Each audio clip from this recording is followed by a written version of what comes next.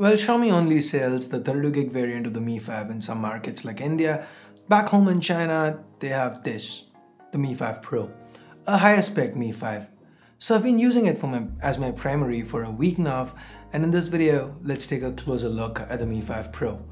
But before we do, if this is your first time here or in case you just can't remember, my name is Ash, this is C4eTech, and you're watching my full review of the Xiaomi Mi 5 Pro.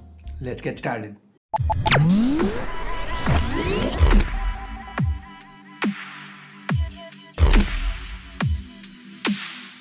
First off, let's clear something up. Xiaomi has three variants of the Mi 5 that all look similar and are powered with a Snapdragon 820 chip.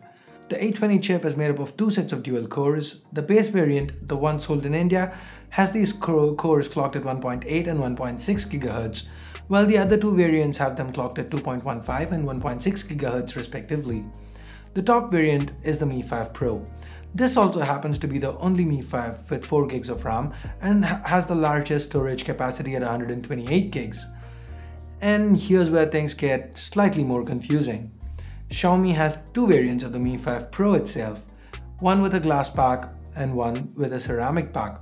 In this video, we're going to be taking a look at the Mi 5 Pro with the ceramic back. So that said, let's get to the build. Since we've covered the Mi 5 in depth in the past, I'm not going to get really caught up with the hardware placements, but the Mi 5 Pro is a little thicker. That's thanks in large to the ceramic back. And this back is beautiful.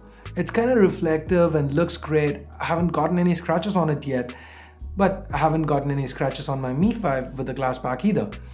And both seem to pick up similar amounts of fingerprints. So from a utility standpoint, it's neither better or worse.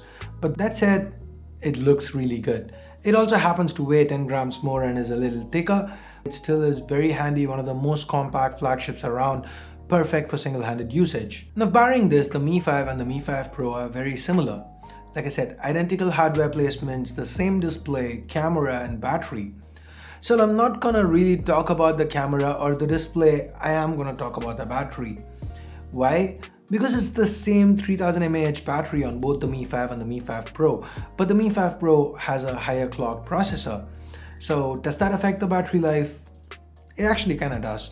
The 3000 mAh battery inside lasted me a little shorter with the Mi 5 Pro than it did with the Mi 5.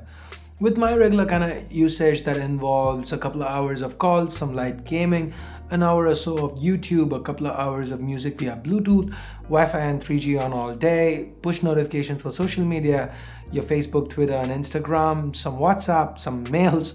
With this kind of usage, it still got me through a day, but I ended the day with 10 to 20% juice left, unlike with the Mi 5, the 32 gig Mi 5, where I'd usually end the day with about 25-30% juice left.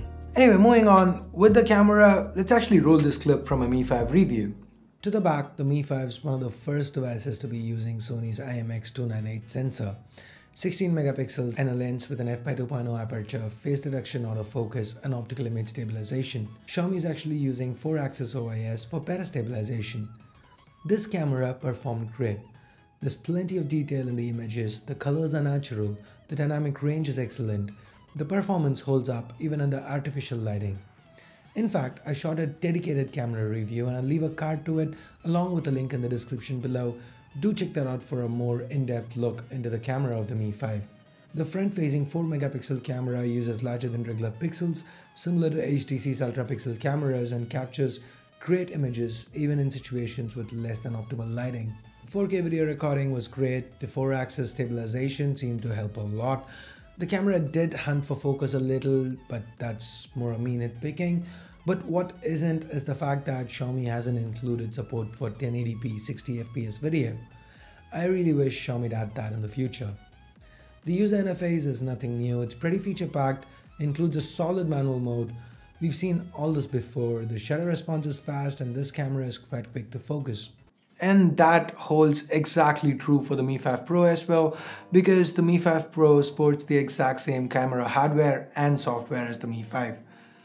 Now, the next major change here is that extra gig of RAM. So memory management should be better, right? Sadly, the software underneath is the same for both devices and the memory management is average at best. But if you guys actually see In our speed test between the Mi 5 and the Mi 5 Pro, the Mi 5 Pro reloaded pretty much every app the Mi 5 did, meaning the issues aren't because of the lack of memory on the Mi 5, but rather the optimization from MIUI. But if you look at it a little closer, you see that the Redmi Note 3 has great memory management, so you can't really blame MIUI here. My best educated guess would be Xiaomi being a little too aggressive here on the Mi 5 and Mi 5 Pro because of the relatively smaller battery inside. They just don't want quite as many apps held in memory. So that's just my theory. If you have another, let me know in the comments below. All that said, with day-to-day usage, you aren't really going to be noticing any slowdowns. The Mi 5 Pro feels a tad zippier. Out of the box, just like the Mi 5 Pro runs on Android 6.0 Marshmallow with MIUI 7 on top. It packs all the regular MIUI features that we've discussed many a time in the past, and overall is a very snappy device. And by the way, it should be getting an update to MIUI 8 pretty soon. The Mi 5 Pro, the ceramic variant, is quite hard to find, and places that stock it generally charge a $20 to $30 premium over the glassback variant of the Mi 5 Pro. The glassback variant is available for about $520 from third-party sellers, while Xiaomi itself sells it officially in China for around $420. For this price, should you get a Mi 5 Pro? Well, I'd say not really. This phone packs a stellar camera, yes, with amazing stabilization thanks to that 4-axis OIS. It looks great and comes with a whopping 128 gigs of internal storage. That said, there are other alternatives in the market that are much more widely available, offer better RAM management, and are much lighter on the wallet. So as far as the Mi 5 goes, I'm going to label it as only for the die-hard Mi fans. For the rest of us, we're just going to have to pass on this and wait, and maybe, just maybe, always believe that something wonderful is about to happen. So anyway, that's it guys for this review. Hope you liked it. Hope you found it useful. If you did, do give this video a thumbs up. If you didn't, vote it down. If you have any constructive criticism, head on over to the comments below. And while you're down there, make sure you hit that subscribe button if you haven't already. If you do want to pick a Mi 5 Pro up, I'll leave a link to banggood.com in the description below along with the discount code. So thanks a lot for watching. Till next time, this is Ash here from C4E Tech signing off. You guys have a great day. Bye-bye now.